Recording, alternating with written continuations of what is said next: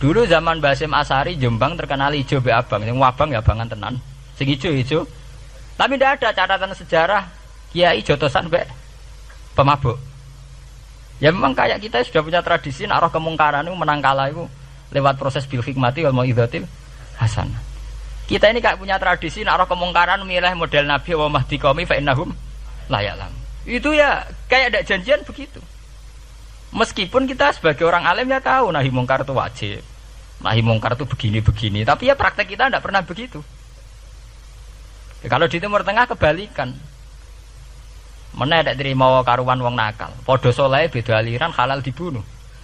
Sehingga wong Sunni yo ngalalo daerah wong Syiah nggih ngalalo daerah napa? Wong Sunni. Ya sudah kayak tradisi.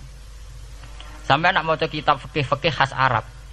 Mau biasa muni wong ngene iku muhaddarun damu. Padahal ya wong soleh, wong Islam di mazhab apa ini disebut darun apa? Damu. Sehingga kita itu tadi, kita punya tradisi. Saya tuh kalau sedang tahajud, matehai para wali-wali songo atau apa, itu yang terpikir di saya itu hanya satu. Agama Islam itu lahir lewat Quran dan hadis. Tapi kemudian tahu-tahu tetap berimprovisasi, berkembang sesuai tokoh yang membawa. Sampai kalau melihat Islam di India dulu sampai perang besar-besaran, kemudian zaman Abul A'la Al-Maududi, zaman periode Muhammad Iqbal, sampai India pecah, kemudian jadi Pakistan yang bernegara apa? Islam, karena banyak konseptor Islam yang tidak setuju negara sekuler. Akhirnya mereka misah jadi negara Islam Pakistan. Kemudian Timur Tengah juga begitu. Karena Timur Tengah sudah Islam semua, masalahnya itu diislamkan ala Sunni atau ala Syiah. Iran menjelma sebagai aliran Syiah. Yang Sunni dianggap sesat, halal darai. Irak zaman Saddam Hussein pemerintahan Sunni. Sing Syiah dibantai, sehingga wong Kurdi do mati. Era Saddam keok gentenan Saddam sing dibantai. Makanya kalau saya ngaji di Jogja, seminar di Jogja bilang, kita ini harus bersyukur. Kita ini punya tradisi konflik yang terbaik di dunia.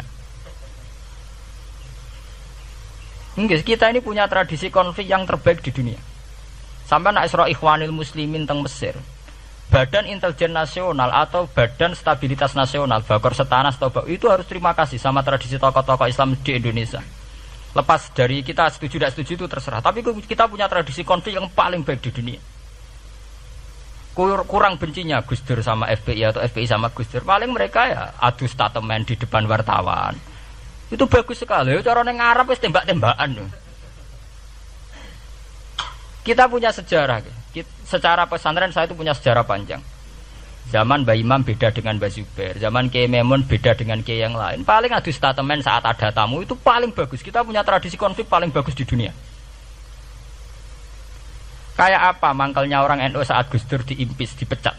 Tapi habis itu ya sering seminar ketemu Amin Rais. Ya mereka adu polemik, ini tidak konstitusional, ini apa?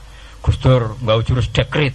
Sing sitok enggak jurus sidang istimewa. Nah, kurang serem sidang istimewa dilawan sidang luar biasa. Pokoknya agak istilah sing serem-serem.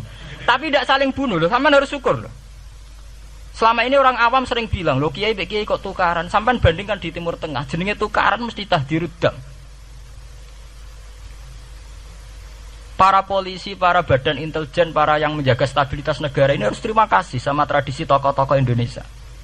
Yang namanya di Mesir, di Irak, di mana-mana jenenge tukaran mesti melibatkan pertumpahan darah.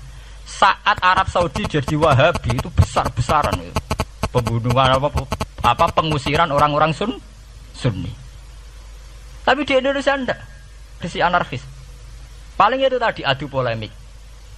MLB dilawan MLB itu masih keren sekali, tidak apa-apa. Itu lebih baik ketimbang adu jotos atau adu hizib lah. Itu masih bagus. Nenda ini sampean biar paham, biar syukur jadi bangsa Indonesia. Kita punya tradisi konflik yang baik. Sama nak setelah peristiwa teng Irak, ya, teng Sudan, teng Khartoum, teng Darfur, itu kan orang Islam semua. Gara-gara beda mazhab saling bunuh. Di Mesir ya gitu, Ikhwanul Muslimin dengan pemerintah dan sebagainya. Hatta saya sebesar Sayyid Qutb, sing tokoh populer mohon gak budute mboten jelas. Di Indonesia bagus sekali. Kita menangi zaman secara sejarah ya. Kita menangi bedanya dulu Ahmad Hasan dengan tokoh-tokoh NU. Kulo nu menangi secara sejarah sering baca. Terus zaman anyar-anyarane NU asas tunggal, bedanya Gus Dur dengan Kiai As'ad. Sak mangke bedane PKB dua versi. Mereka menyelesaikan secara beradab. Lewat pengadilan, kok pengadilan kalah lewat MA, beradab sekali. Kita harus bersyukur. Dibanding penyelesaian konflik kayak di Irak, kemudian ngundang Amerika, akhirnya sekarang kacau balu. Di Timor Leste yang latihan bikin Ramos Hurtad disuduk. Indonesia paling banter ngobong fotonya SBC. Ya masih terhormat lah, masih artinya masih beretika. Kita harus syukur punya bangsa yang beradab. Wong ras tujuan antar kiai ya rasan-rasanan. Kiai kok ngono, sing tok kiai kok ngono. Engko sing kiai tengah-tengah ayo ana sing ngono ana sing ngene dadi. Sing ra melok-melok biasanya terus milih amane, ya ana sing ngono ana sing ngene. Jadi artinya kita yang baik. Saya itu berkali-kali ngaji. Sampean kalau sering baca Quran dan menghayati, artinya orang baca Quran pelang-pelang ora karepe menghayati. Saya itu sekarang sesadar-sadarnya, saya masih belajar. Ini jamaah sini harus tahu. Saya hingga detik ini masih belajar. Entah itu lewat belajar baca Jalalain atau belajar merenung maupun belajar lewat yang lain. Quran itu dulu ya sering nyebut begitu itu saya tidak paham. Sekarang itu saya paham, tambah paham. Misalnya di juz 4 ada istilah ikhwanan. Orang mukmin disuruh ingat peristiwa-peristiwa yang dulu saling kuntum a'daan fa'allafa baina qulubikum fa asbahtum bi nikmatihi napa ikhwanan. Dulu kamu bermusuh-musuhan yaitu antara kelompok Aus dan Khazraj. Gara-gara barokatul Islam sekarang kamu menjadi ikhwanan. Menjadi bersaudara. Sampean kalau melihat TV merunut konflik di Irak, sering ada bom bunuh diri, itu kan ada asal usulnya. Memang sekarang orang menimpakan kesalahan itu pada pasukan multinasional yang dipimpin Amerika dan Inggris. Tapi sebetulnya ada usul-usulnya. Sampai Amerika bisa masuk karena orang Irak tidak ikhwanan. Tidak apa?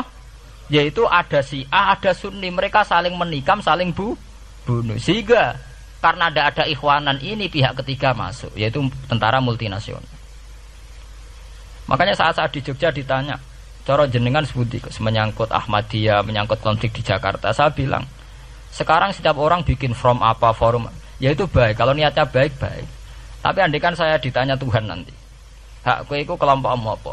Pokoknya angger NU atau Muhammadiyah ajak mayoritas, aku milih salah sitok itu.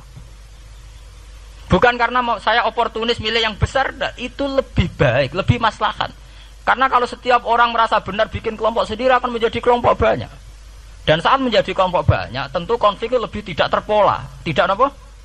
Terpola. Umpama Hasim tukaran mbek Din Samsudin itu terpola. Tapi nek angger wong ngrasa ketua dhewe tidak terpola. Bagaimanapun ikhwanan itu harus disyukuri. Nggih, dalam kondisi berteman. Sebab itu Nabi sering ngendikan ilzamu jamaahirul muslimin wa man sadza sadzafin. Mbok kamu itu ikut kelompok mayoritas saja. Jamaahirul muslimin cara bahasa netralnya mbok ya kamu itu ikut kelompok mayoritas saja. Karena kalau orang merasa benar kemudian bikin kelompok sendiri itu tidak ada selesainya. Lah akulah cara nuruti GR sebagai kelompok dhewe.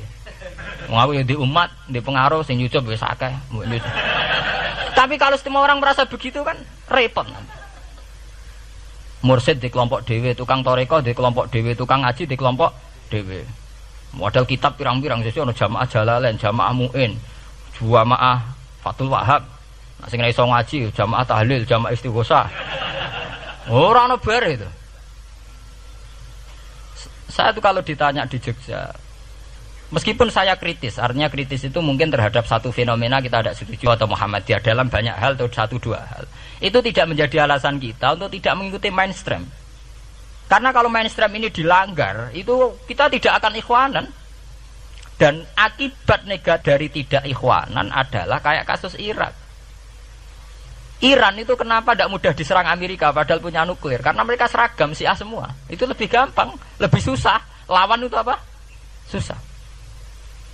Arab Saudi juga mudah diadu karena karuan seragam Wahabi semua. Kita tidak bicara itu ya akidah. Mungkin kamu bisa debat Wahabi itu benar apa enggak. Tapi karena relatif aman. Enggak diacak. Acak.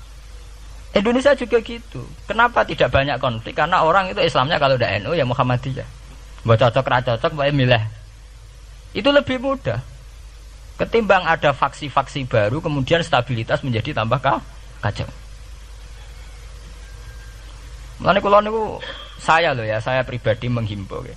Melihat ayat itu dihitung Tuhan sampai Allah ngendikan apa ifkuntum a'daan fa'allafa baina qulubikum fa asbahtum bi nikmatihi napa. Kekuatan sebuah negara itu bukan karena senjatanya canggih, tapi karena rakyatnya tidak bentrok. Ya bayangkan kayak Indonesia. Andai kan Jawa itu mayoritas Islam. Kemudian mereka ingin mendirikan negara Islam. NTT merasa tidak diwongke terus keluar dari Indonesia. Nanti Maluku, Ambon juga gitu. Daerah-daerah yang Islamnya tidak mayoritas begitu. Kayak apa susahnya militer? Andai kan setiap kelompok itu punya jamaah besar, terus sering bikin muktamar, SBZ berbakar muktamar NU, Muhammadiyah, kabeh wong di kelompok pra kesel SBZ, gak sudah jadi presiden. Moga setiap forum umat Islam gawe napa? Kok gawe muktamar?